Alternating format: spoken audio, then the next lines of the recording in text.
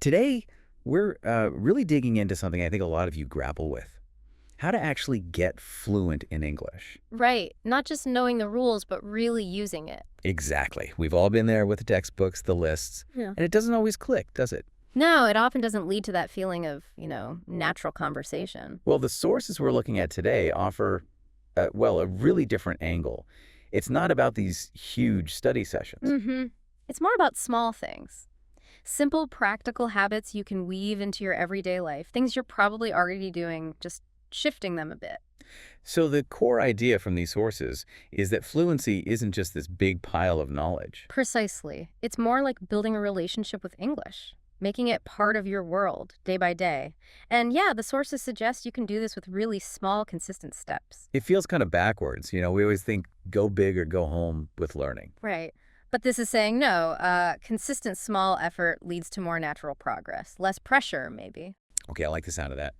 So our mission today is to unpack these simple habits, understand, why they supposedly work according to the sources. And how they can actually help you, the listener, sound more fluent, feel more confident, and just, well, be more natural when you speak English. By connecting it to your actual life, Yeah. not just abstract exercises. Exactly. And the sources really stress this, is it shouldn't feel like a chore.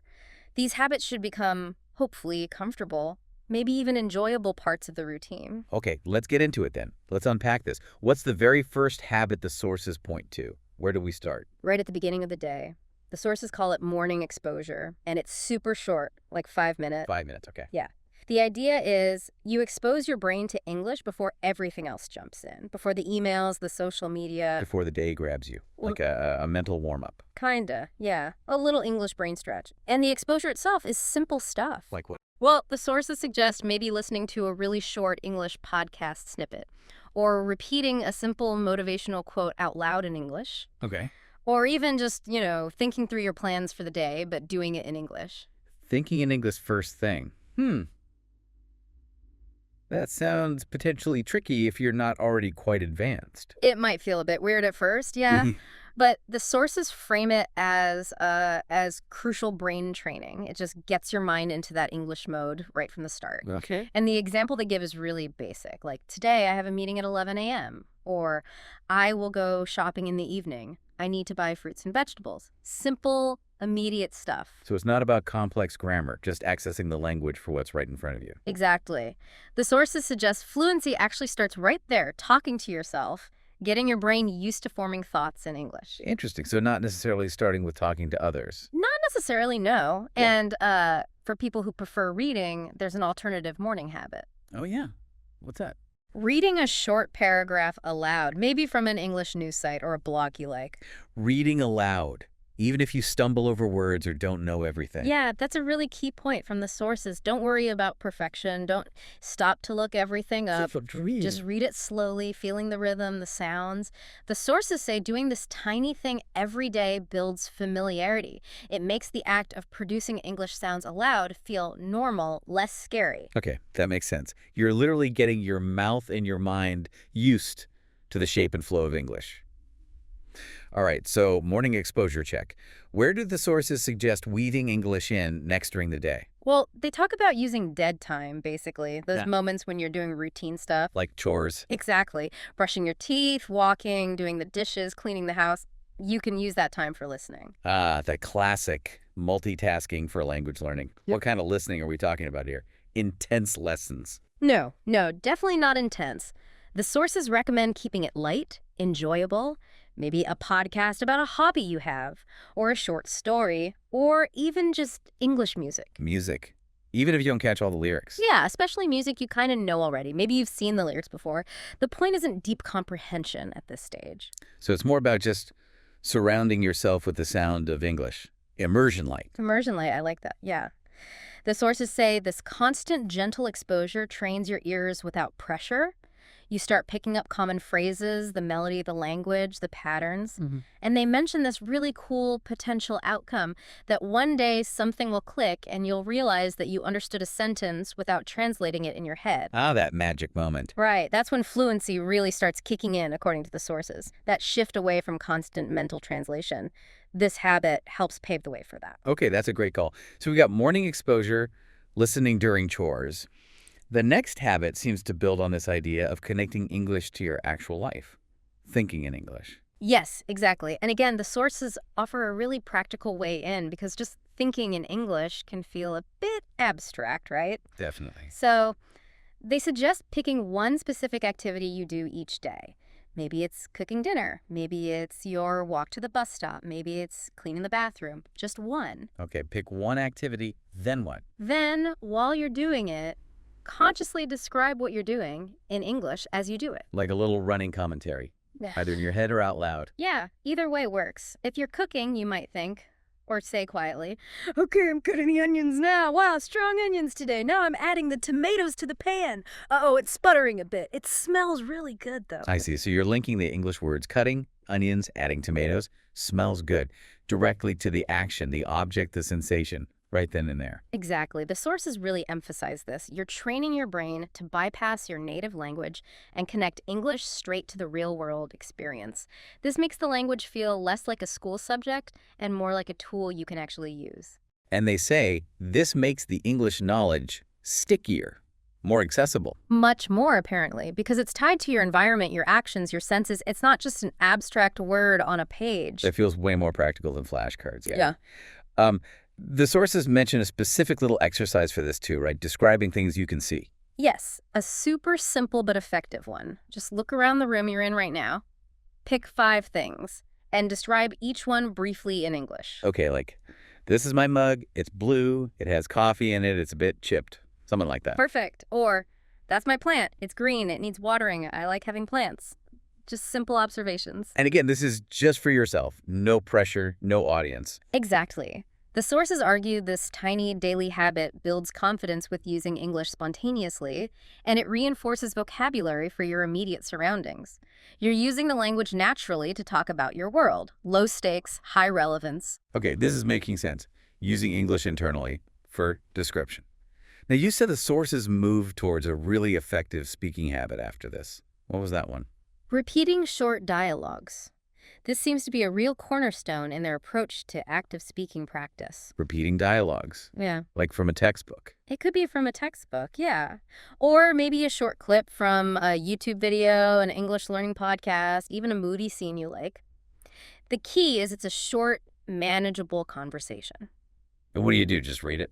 No, it's more active than that. You listen carefully first, then you repeat it, but you're trying to copy everything, the speaker's tone, their speed, the rhythm, the little pauses. Ah, so you're not just saying the words, you're trying to actually sound like the person speaking, like an actor. Kind of, yeah. That's the crucial bit. The sources say this trains you to absorb the how of spoken English.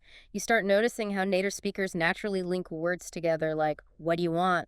Instead of, what do you want? Right, the connected speech. Yeah, and where they pause, how their voice goes up or down the intonation to show surprise or ask a question or just state something calmly.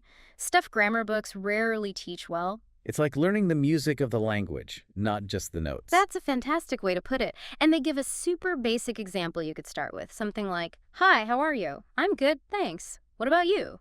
I'm doing well. Are you free this evening?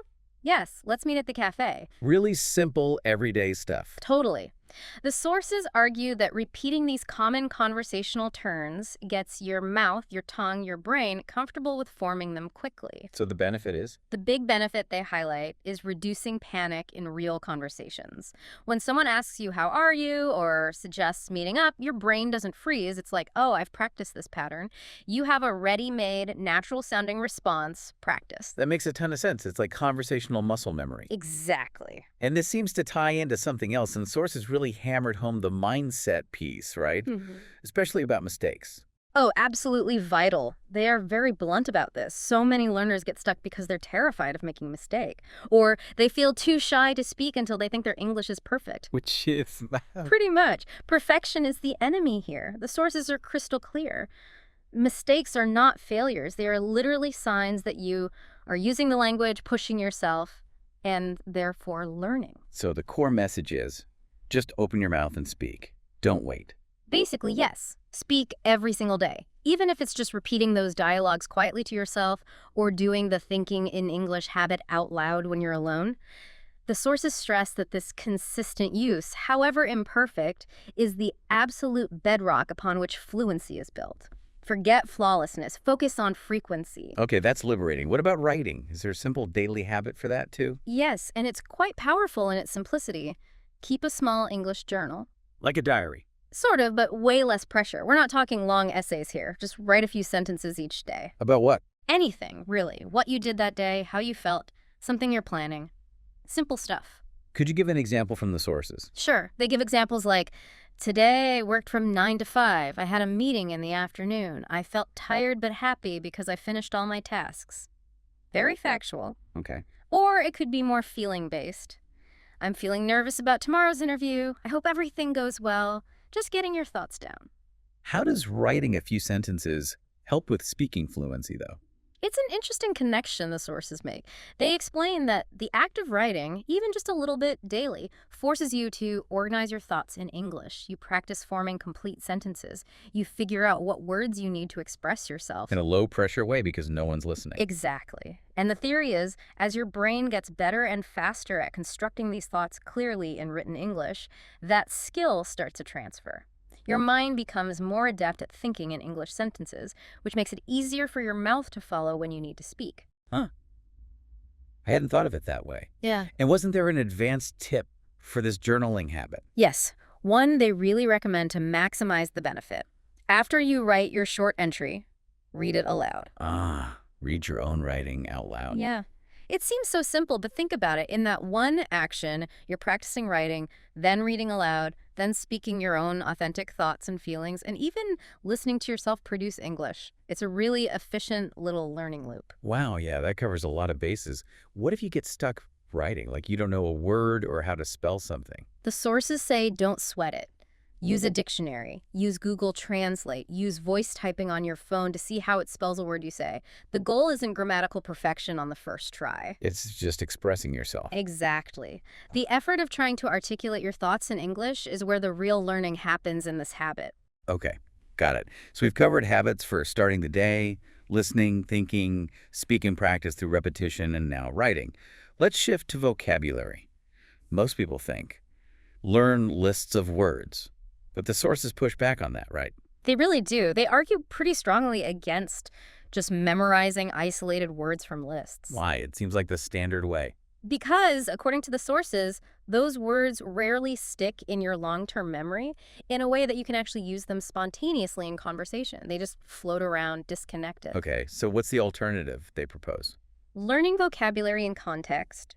Seeing or hearing words used naturally within sentences, within stories, within conversations.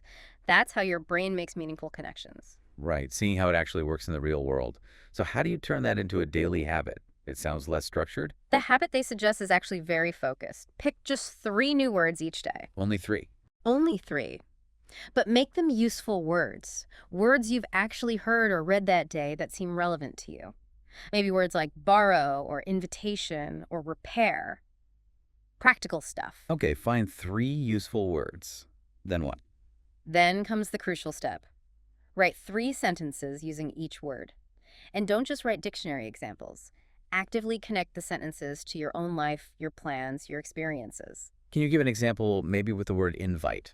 Sure. The sources use invite as a great example. You might write, 1, I will invite my friend Sarah to my birthday party next month. 2, did you get an invite to John and Maria's wedding?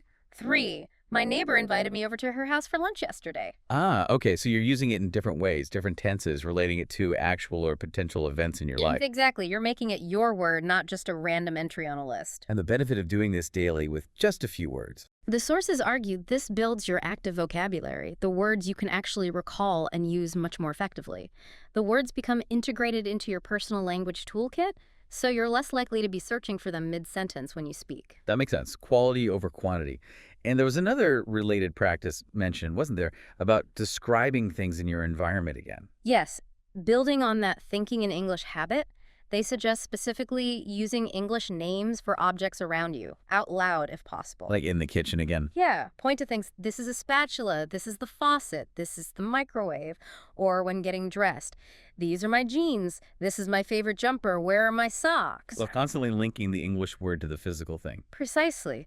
The sources point out this habit reinforces vocabulary for everyday objects, gives you micro practice in forming simple sentences. This is, these are, and crucially creates strong memory links. It grounds the English language in your physical reality. Okay, wow. We've covered a lot of ground already. Morning exposure, listening, thinking in English, dialogue repetition, journaling, contextual vocab, describing objects. But you mentioned one earlier that the sources flagged as especially powerful for speaking. Shadowing.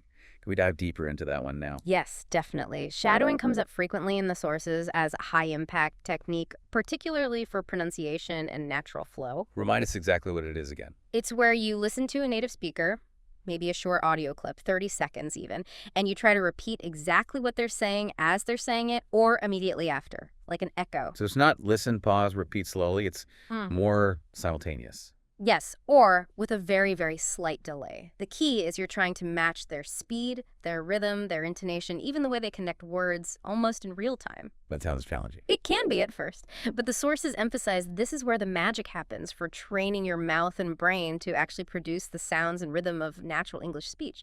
You're physically mimicking the way native speakers talk. So where do you find material for this? Anything short and clear, ideally with a transcript or subtitles you can refer to if needed. A bit from a podcast, a scene from a TV show you like, a YouTube tutorial, an audio lesson. Keep it short, 30 seconds to a minute is plenty to start. Listen once or twice first to get the gist. Okay. Then play it again, and this time, speak along with it. Don't worry if it's messy at first. It feels like you're physically training your speech muscles, like going to the gym for your mouth. That's a perfect analogy. You are building that muscle memory for English articulation patterns. The sources give examples of phrases you could practice shadowing. Something simple like, I can't believe how fast this week went by. Okay. Or a short dialogue snippet like, Speaker A, do you want to grab some coffee later? Speaker B, that sounds like a great idea. Let me check my schedule. You try to shadow both speakers. And the sources suggested recording yourself doing this. Why? Yes, recording yourself, maybe just occasionally, is a really useful tip they offer. It's hard to judge how you actually sound while you're doing it. Listening back gives you objective feedback. Ooh, I bet that could be revealing. It can be.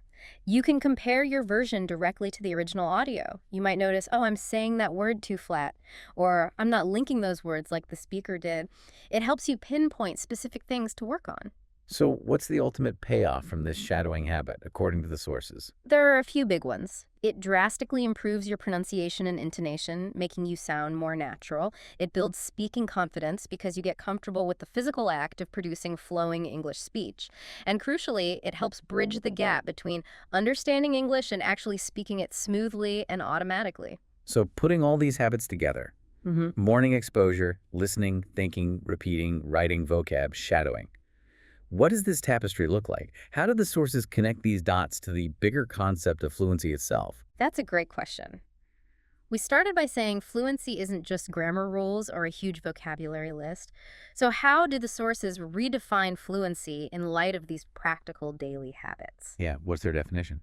Consistently, across the materials, fluency is framed not as perfection or speed, but as the ability to communicate your ideas clearly and smoothly. Good. Confidently and crucially, without stopping too much to grope for words or mentally translate sentence structures. It's about achieving a certain flow, an ease of expression. Right, not being perfectly grammatical necessarily, but being understood without meaningful pauses. Exactly. And to achieve that flow, the sources circle back to the importance of input. You need a steady stream of real, natural English coming in. Which ties back to the listening habits we talked about. Yes, but they also emphasize making dedicated, even if short, time for consuming English media daily. Maybe 10-15 minutes of actively watching or listening. And the key is making it something you actually like. Absolutely crucial. If you hate it, you won't stick with it. Choose stuff you'd watch or listen to anyway, just do it in English. A vlog about gaming, a cooking show, a travel documentary, a simple animated story. So, enjoyable input. And they had a tip about subtitles. Yeah, watch with English subtitles first, maybe. Then, try watching the same short clip again without subtitles. See how much more you catch the second time. This regular exposure, the sources argue, builds your listening fluency and helps you internalize those natural speech patterns we talked about with shadowing. It feels like all these habits are interconnected, feeding into each other. They absolutely are. And the sources link this input idea to a specific comprehension practice, too. Which is? Listen to a short paragraph or story, maybe someone describing their trip to the market, meeting a friend, watching a movie. Simple narrative stuff. Then, later, try to summarize the main points in your own words, either spoken or written. So you're processing the meaning in English and then retelling it in English without going back to your native language. Exactly. That practice trains your brain to operate in English understanding concepts, sequencing events, and then formulating your own sentences about them. It's a direct move away from word-for-word translation, which is a major bottleneck for fluency. Looking at this whole suite of habits, the morning routine, the listening while doing chores, the thinking, the repeating, journaling, vocab work, shadowing, the input, none of them seem to demand like hours and hours a day. No, and that's perhaps the most encouraging message from these sources. They relentlessly stress that consistency trumps intensity, meaning you don't need to carve out a daunting 2-hour study block every day. That's often unsustainable. Instead, aim for maybe 15, 20, or 30 minutes of focused, active practice using one or two of these habits. Okay. Combine that focus time with the more passive listening integrated into your day. That consistent daily engagement, even in small doses, is what builds fluency gradually, naturally, and comfortably. So it's not about one giant leap. It's about lots of small, steady steps. Precisely. Fluency isn't a destination you suddenly arrive at after one amazing lesson, according to these sources. It's something that emerges from the cumulative effect of these daily moments of connection with the language. It's built brick by brick, habit by habit. Okay, that feels much more manageable. Now, the sources acknowledge that real conversation is obviously important for fluency. But what if finding a conversation partner every single day is, well, difficult or impossible? That's a very real scenario for many learners, and this is where the sources double down on the power of self-talk. Talking to yourself again. Does that really work? They are adamant that yes, it absolutely does. If you don't have a partner, talking to yourself ideally out loud when you can is a completely valid and effective technique for practicing spoken fluency. It's used by learners all over the world. So just narrating your life out loud. Pretty much. Keep it simple. Okay, time to make dinner. What should I have? Maybe pasta? I need to boil water first. Or, right, I'm leaving the house now. Got my keys. Yep. Phone. Yep. Okay, let's go. Just verbalizing the mundane. Exactly. It keeps the English-speaking part of your brain active. And the sources suggest a specific tool to make this even more effective. Which is? Using your phone's voice recorder. Recording your self-talk. Yeah. Just record yourself talking for 1 minute, maybe summarize your day, describe your plans for the evening, talk about a movie you watched. Just 1 minute. 1 minute feels very doable. Then what? Listen back. Yes, listen back. This is where the learning happens. You'll hear where you hesitated, where your pronunciation was maybe a bit unclear, if you repeated certain words too much, or if a grammar structure felt awkward. Like being your own coach. In a way, yes. It gives you concrete feedback without the pressure of a live conversation. The sources say this habit builds comfort with hearing your own voice in English and boosts confidence immensely, even if you're mostly learning alone. That's clever. And didn't the sources also have that fun little exercise about describing an object in detail, linking back to self-talk? Yes.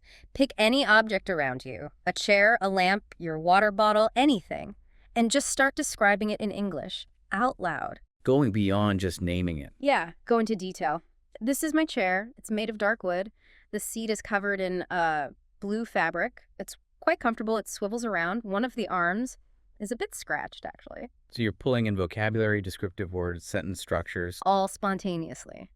It practices fluency in describing things, builds vocabulary related to physical objects, and again, strongly connects English to your immediate, tangible world. It makes the language real.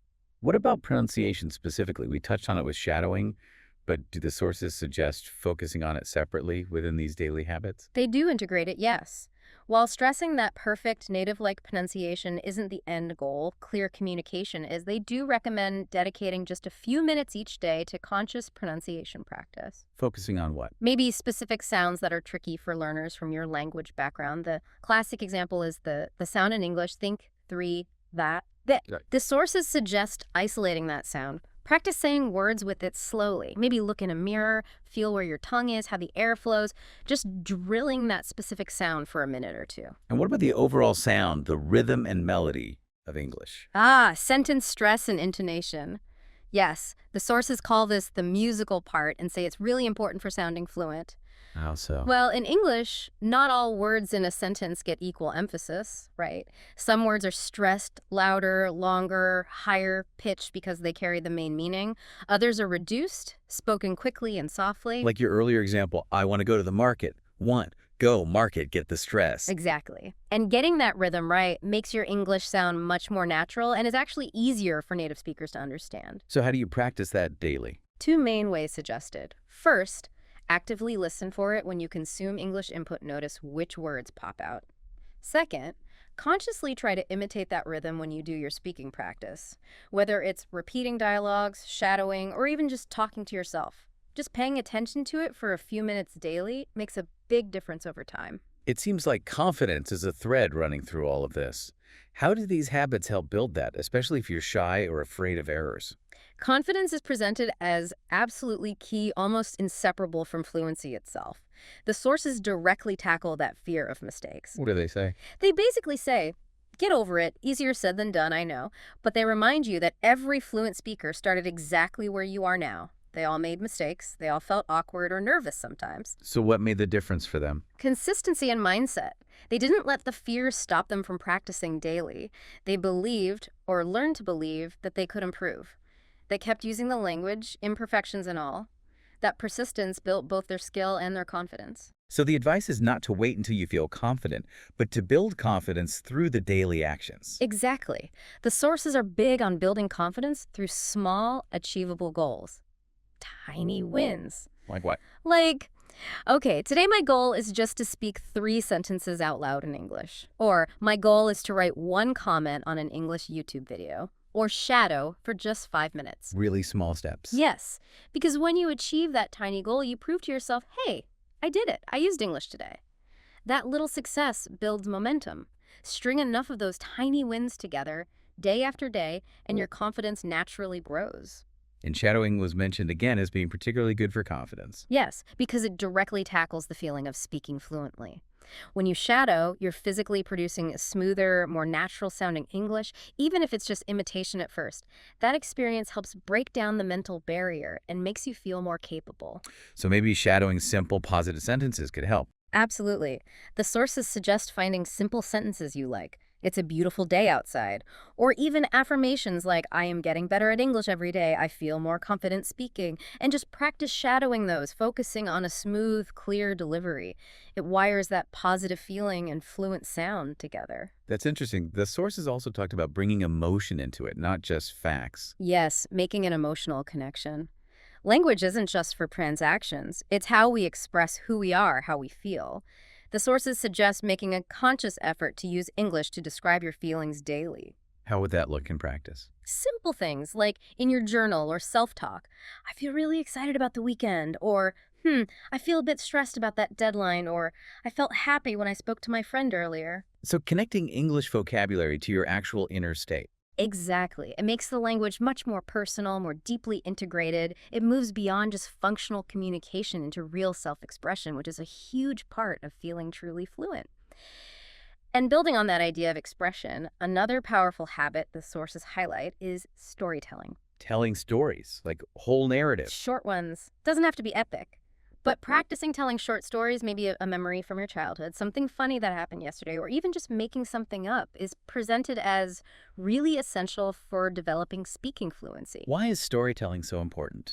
Because it forces you to use language in a more extended way than just single sentences. You have to sequence events, use past tenses correctly, bring in descriptive words, maybe use different tones of voice. It pulls together a lot of skills naturally. So maybe retelling a simple memory, like about getting a pet. Or just describing your rainy walk to work this morning. Perfect examples. Doing that regularly, even just for a minute or two, builds your ability to speak coherently and engagingly for longer stretches. Okay. And wasn't there a slightly more fun habit mentioned? Something musical? Yes, singing. The sources suggest singing along to English songs is actually a brilliant and enjoyable way to boost fluency. Really?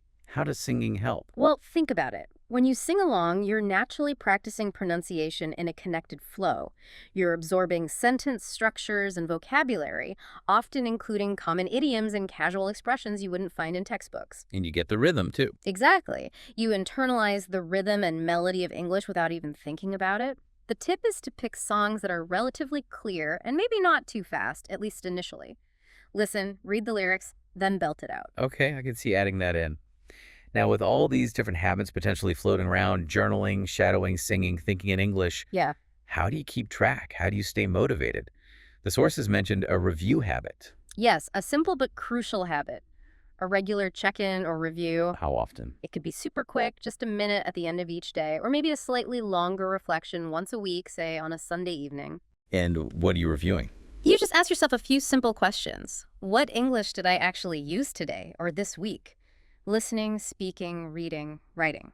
Did I learn any new words or phrases that stuck out? What specific practice did I manage to do, even if it was just 5 minutes?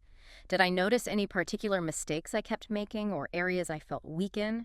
And importantly, what small goal did I achieve? What felt like progress? So it's part tracking, part reflection, part self-encouragement. Precisely. This habit builds self-awareness about your own learning process. It helps you see the tangible results of your daily efforts, which is incredibly motivating. It highlights the tiny wins and reinforces the idea that fluency isn't magic. It's the result of consistent, conscious effort. It really seems the overarching theme tying all of this together is integration, doesn't it? Making English less of a separate study subject and more just part of the day. Absolutely. The ultimate aim presented in these sources is to transform your daily life into your English learning environment. Your kitchen becomes a place to practice food vocabulary. Your commute becomes listening time. Waiting in line becomes a chance to mentally describe your surroundings in English. These little moments, they really add up. They argue that these tiny integrated moments are potentially more powerful in the long run than sporadic, intense study sessions because they make English a constant living presence in your mind and environment. You're not just studying English, you're living it bit by bit. Okay, so if we zoom out now, try to synthesize this whole deep dive. What's the absolute core message you take away from these sources about achieving fluency through habits? I think the most powerful message is one of empowerment and practicality. It's that there isn't some secret, complicated, perfect method you have to find. The best way to learn English is the way that actually fits into your real life and that you can stick with consistently, day after day. And these habits we've discussed, the morning exposure, the listening, the self-talk, shadowing, journaling, etc., they work because they're designed to be flexible and fit into those pockets of time in a normal day. Exactly. They're realistic. They don't demand hours you don't have. They emphasize that staying connected to the language daily, even in small ways, is what truly counts. 5 minutes of speaking here, 10 minutes of writing there, listening while you do laundry, it all genuinely moves the needle. Yes. And each small habit you build makes the next step, the next habit, feel a little easier, a little less intimidating. It creates this positive cycle. So fluency isn't this far-off destination you passively wait to arrive at. Not at all, according to these sources. It's an active state you cultivate. It's a habit you build, and, crucially, a tool you use, starting today, however imperfectly. Right. So to wrap up, these sources really paint a picture of fluency being built through simple, consistent daily actions that connect English to your real life, boost your confidence, and make the language feel natural. It's a very hopeful and actionable perspective, I think. Less about inherent talent, more about smart, sustainable habits. Definitely. Okay, so here's a final thought for you, the listener, to chew on, really drawing from the heart of what these sources suggest. If fluency isn't really a destination you reach, but more like a muscle you build through daily exercise, what one small habit, just one thing from our discussion today, will you commit to integrating into your life, starting right now? Yeah, what's one thing you can do today or tomorrow morning to make English feel less like a subject you have to study and more like a living, breathing part of your world? Just pick one. Maybe it's thinking about your dinner plans in English tonight. Maybe it's shadowing one sentence from this deep dive. Maybe it's singing along to one song on your commute tomorrow. Take a moment, choose one small step, and just begin. That's the core message. Start using English as the tool it is, enjoy the process, and trust that those small daily actions will build into something truly significant.